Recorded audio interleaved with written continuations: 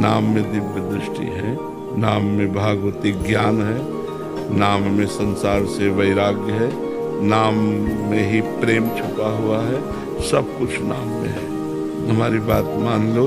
देखो तुम्हें उदाहरण देते हैं, कई बार हम एकांतिक में उदाहरण दिए कि जो राम राम नहीं जप पाते थे, ऐसी स्थिति थी कि मरा मरा उच्चारण किया, तो ऐसी दिव्य दृष्टि प्राप्त हुई कि भगवान की लीला चरित्रों को देख करके और उन्होंने रामायण की रचना कर दी दिव्य दृष्टि से ही की। तो नाम में दिव्य दृष्टि है ना, सीधा राम ना बोलकर मरा मरा से शुरू किया तो एक दो के बाद आ जाता है मरा मरा मरा मरा मरा मरा, तो उससे वो दिव्य दृष्टि प्राप्त हुई कि उन्होंने भगवान के संपूर्ण लीला चरित्रों को देखा और उसी की संस्कृत से रचना की, जो आज हमारा इतिहास है। भगवान के नाम में ही संपूर्ण वैभव छुपा हुआ है। ध्रुव जी, प्रहलाद जी, नरसिंह मेहता जी, मीरा जी, परम पावन एक से एक महान भक्त हुए, सबने नाम।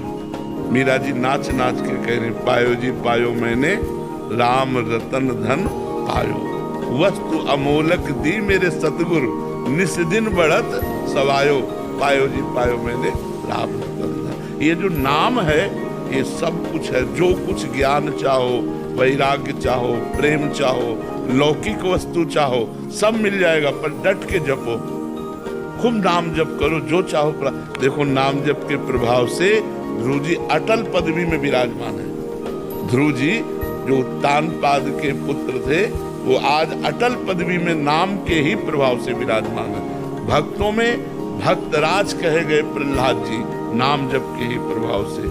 नाम जप जिसने पकड़ लिया उसे सब दृष्टि प्राप्त हो जाएगी, ज्ञान दृष्टि, प्रेम दृष्टि, दिव्य दृष्टि, जो चाहेगा। पर डट के नाम जप करो, पहले नाम जप के प्रभाव से पाप ताप नष्ट हो, हृदय आनंदित हो, तब हमारे मानस नेत्र खुलेंगे।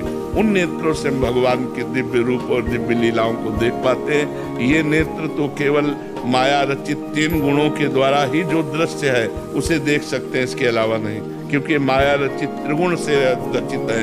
ये दिव्य दृष्टि नहीं, इन्हीं में दिव्य दृष्टि जागृत हो जाएगी जब हम नाम जप करेंगे। साहिल कुमार जी, बिहार से। राधे राधे महाराज जी। महाराज जी, जैसे कि आपने बोला था कि हम इस संसार में फैले हुए हैं, इसलिए हम अकेले रहकर खुद पर काम करें ताकि हम बाहर से अंदर की तरफ आ सके, किंतु हमारी व्यवहारिक जीवन में अकेले रहने की सीमा क्या है? क्योंकि ये कब तक सामाजिक, हम सबसे मिलें, सबसे बात करें, लेकिन सब में अगर प्रभु को देखें तो हम किसी से नहीं मिले, केवल अपने प्रभु से मिले। व्यक्ति से मिलेंगे उसका प्रभाव पड़ेगा, प्रभु से मिलेंगे कोई प्रभाव नहीं पड़ेगा। जैसे हमने कई बार कहा, हम सबसे मिलते हैं, लेकिन कोई भी चेहरा हमारे दिमाग में नहीं होता, क्योंकि पर्सनल हमारा किसी से कोई संबंध नहीं, और सबसे संबंध है, क्योंकि आप हमारे प्रभु के हैं, आप आए हैं, आपका आदर है, आप भगवत स्वरूप। इससे बड़ा आदर हम आपका क्या दें कि हम अपना भगवान मानते हैं आपको। तो जब हम भगवत भाव से आपसे बात करते हैं तो हम अपने प्रभु से बात करते हैं, अपने प्रभु से हंस रहे हैं, अपने प्रभु से हम रोज कर रहे हैं, अपने प्रभु से हम बात कर रहे हैं, तो हमारे दिमाग में प्रभु ही आएंगे, तुम्हारा चेहरा नहीं। और जब हम व्यक्ति से बात कर रहे हैं तो व्यक्ति का चेहरा आएगा, प्रभु का नहीं। तो अगर हम व्यवहार में हमें नहीं दिखाई दे रहे, लेकिन हम अंदर से राधा वल्लभलाल की जय, प्रभु आप इस रूप में भी हो, ऐसा व्यवहार, तो हम धीरे धीरे धीरे धीरे सत्य की तरफ चल रहे हैं, उस परमार्थ की तरफ चल रहे हैं जो हमें जीवन मुक्त कर देगा। कोई गाली दे रहा है, कोई पूजा कर रहा है, कोई अच्छा है, कोई बुरा है, लेकिन सब में पावर तो एक ही है ना, सब में भगवान तो एक ही है ना। ये क्रूरापि पापिनो नच सताम संभाष्य दृश्यासे सर्वान वस्तुतया निरीक्ष परम स्वाराध्य बुद्धिर्मम। जो क्रूर है, पापी है, संतों से संभाषण करने योग्य भी नहीं, उनमें भी भगवान विराजमान है। कोई ऐसा जन नहीं जिसमें भगवान न विराजमान हो। तो हम भगवान को देखते हुए यदि व्यवहार करेंगे तो व्यवहार का प्रभाव हमारे ऊपर नहीं पड़ेगा, लेकिन व्यक्ति को देखते हुए यदि व्यवहार करेंगे तो उसके गुण दोष का प्रभाव हमारे ऊपर पड़ेगा। समझ पा रहे हैं आप? नाम जप करो, सब प्रश्नों का उत्तर नाम जप करो, नाम जप से ऐसी क्षमता आ जाएगी। हेमलता शर्मा जी, दिल्ली से। श्री हरिवंश महाराज जी, महाराज जी आपकी कृपा से कभी कभी श्री जी के मिलन के लिए विकलता का अनुभव होता है, लेकिन ये विकलता बहुत जल्दी कहो मत, कहो मत, कहो मत, कहो मत। चुपचाप रखो। अगर इसको गुप्त रखोगे तो बढ़ेगी, कह दोगे तो खत्म हो जाएगी। नाम जप करो और इसको गुप्त रखो, कोई जान न पावे। तो ये हृदय देश में ये प्रेम बेली बढ़े और जब फूले फले तो सब अपने आप जान जाएंगे। लेकिन अभी प्रेम बेल का अंकुरण होता है, माया के द्वारा उसका मसलन हो जाता है। जहाँ हम किसी से बोल दिए या हमारे अंदर ही एक गर्व आ गया कि हमारे अंदर श्री जी का विरह आ रहा है, तो चला जाएगा। बहुत दैन्य, बहुत गुप्त, निरंतर भजन परायण, पवित्र भोजन, तब जाके वो बेली, प्रेम बेली धीरे धीरे हृदय में, जैसे मीरा जी कहते अब तो बेली फैल गई, जाने सब कोई, मेरे तो गिरधर गोपाल दूसर होना। अब तो बेली फैल गई। कैसे? पहले बेली बोए तो बेली कैसे? संतन धिग बैठी बैठी प्रेम बेली बोई। संतों के समीप बैठ बैठ कर एक कृष्ण प्रेम की बेली हमारे हृदय में जगी। अब तो बेली फैल गई, जाने सब कोई, मेरे तो गिरधर गोपाल दूसरो न कोई, जाके सिर मोर मुकुट मेरो पति सोई। ये अंदर अंदर अंदर अंदर इसको बढ़ने दो, बाहर कोई जान न पावे। अश्विनी जिंदल जी, पंजाब से।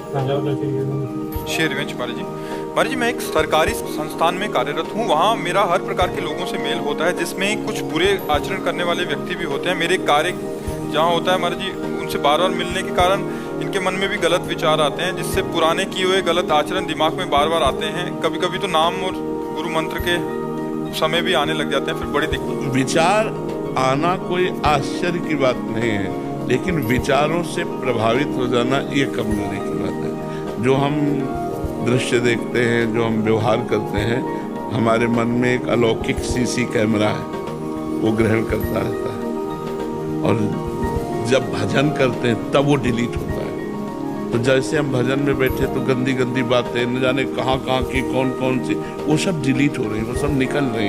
हमको ऊबना नहीं चाहिए, हमको चाहिए कि प्रसन्न होना चाहिए कि सब गंदगी निकल रही, कूड़ा करकट निकल रहा है, हमारा हृदय निर्मल हो रहा है, हम भगवान की तरफ बढ़ रहे हैं। भजन करने से जो गंदगी दिखाई देती है वो आती नहीं है, वो छुपी हुई मन की वासनाएं नष्ट हो रही, अनर्थ निवृत्ति हो रही, गंदगी भाग रही है, ऐसा सोचना चाहिए। तो ऐसा ही है, भजन करने के समय ही ज्यादा गंदगी आएगी, आप देखना। क्योंकि उस, अब जैसे अभी यहाँ बैठे हो आप, कहीं गंदगी नहीं दिखाई दे रही, अब झाड़ू लगाओ तो इतनी तो निकली आएगी, नहीं निकल आएगी। ऐसे ही ये झाड़ू लगाता है नाम मन में, निर्मल तभी तो मन होता। भगवान की प्राप्ति निर्मल मन से होती। निर्मल मन जन सो मोहि पावा, मोहि कपट छल छिद्र न भावा। जब हम नाम जप करते हैं तो ये मन की गंदगी निकलती है। तो इसलिए हमें धैर्य पूर्वक नाम जप और बढ़ाना चाहिए, उससे प्रभावित नहीं होना चाहिए। प्रभावित होने के बाद अरे यार ये क्यों आ गया, ये बात क्यों आ रही, तो भजन छूटा और इसमें प्रभावित हो गए। कोई सरस भोग आया और उसका चिंतन करके नाम छूट गया, उसी में लग गए, आप प्रभावित हो गए। दोनों में प्रभावित नहीं होना, ना अनुकूलता में ना प्रतिकूलता में, और नाम जप में ही रुचि बार बार हम बढ़ाएं तो ये सब खत्म हो जाएगा। एक दिन जब मन निर्मल हो जाएगा तो भगवान की बातें फेंकने लगेगा। जैसे भी गंदी बातें फेंकता है, भगवान की लीला की बातें फेंकने लगेगा, दिव्य चिंतन बनने लगे, फिर आनंद आया। जब आनंद आया तो कौन हटा सकता है। संसार के झूठे आनंद ने हमें फंसा रखा है, जब सच्चा आनंद आएगा तो सच्चे आनंद से हमें कौन विचलित कर पाएगा। इसलिए हमें दृढ़ता पूर्वक जिद्दी स्वभाव बनाकर नाम जप करना है। राधा राधा राधा राधा राधा राधा, वो मन कह रहा है ये देखो ये सुनो ये राधा राधा राधा, वो हट जाएगा, वो हट जाएगा। गोविंद पेड़ीवाल जी, सूरत से। राधे राधे महाराज जी। महाराज जी, छोटे बच्चों को सही और गलत का फर्क समझाने पर भी उन्हें जो अच्छा लगता है वही करने की जिद करते हैं। ऐसे में क्या बच्चों को डांटना और मारना उचित है? बच्चों को मारना तो बिल्कुल उचित नहीं है, डांटना उचित है। उनको थोड़ा ऐसा दिखाना कि मैं गुस्सा हूँ, बस वो भय दिखाना। तो ये थोड़ा, जैसे कोई ऑफिसर है, गुरु है, पिता है, इनको थोड़ा नाटक करना पड़ेगा, क्योंकि सब एक व्यवस्था है। तो थोड़ा सा तो डांटना और दबकाना ये अनिवार्य ही है, क्योंकि ये जरूरी है। बिन भय होए न प्रीति, बिना भय के बात नहीं मानी जाती। जैसे हम बालक को संस्कार देते हैं वैसे बालकों में वो आता है। तो अब जैसे कोई संत आए तो हम लोगों से चरण धुलवाए जाते, चलो थाली लोटा लिए स्वामी जी के चरण धोए, कपड़ा से पोछे, वही संस्कार साधुता के संस्कार संतों के वही आज भी प्रकाशित हो रहे हैं। तो हमें लगता है कभी प्यार से और कभी शासन से, शासन की भी जरूरत है। जहाँ हमारी उद्दंडता हमको अनुशासनहीन बना रही है वही डांट फटकार हमको शासन में लाती है। तो हमें लगता है शासन बच्चों को अत्यंत अनिवार्य है, लेकिन इतना भी शासन न कर दे कि वो अनुशासनहीन हो जाए। इतना भी नहीं होना चाहिए, कभी प्यार दुलार तो कभी अनुशासन, दोनों समान बैलेंस बना के चलना चाहिए।